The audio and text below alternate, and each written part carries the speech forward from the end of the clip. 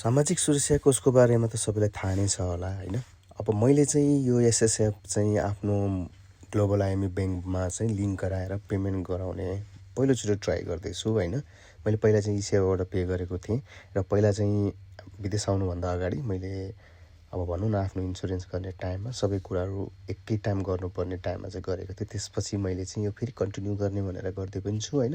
अब तपाईँ चाहिँ ग्लोबल आइएमई ब्याङ्क होइन, तपाईँको कुन ब्याङ्क छ त्यहाँ हुन पनि सक्छ, ट्राई गर्नु होला, चेक गर्नु होला होइन। मैले चाहिँ अब गभर्मेन्ट पेमेन्टबाट गएर त्यहाँ एसएसएफ माइग्रेनमा क्लिक गरिसकेपछि आफ्नो एसएसएफ आइडी हालिसकेपछि यो अप्सन आएको थियो। यो अप्सनमा चाहिँ मैले मोबाइल नम्बरहरू इमेल सबै हालिसकेर कन्टिन्यू गरेपछि चाहिँ यो आफ्नो एउटा डिटेल्स चाहिँ देखाएको थियो। त्यसपछि मैले चाहिँ पेमेन्ट गर्नको लागि चाहिँ कन्फर्म गरेँ होइन। त्यो गरिसकेपछि चाहिँ यसमा चाहिँ एउटा स्केड्युल तपाईँको कतिखेर पेमेन्ट हुन्छ भनेर टाइम दिँदो रहेछ।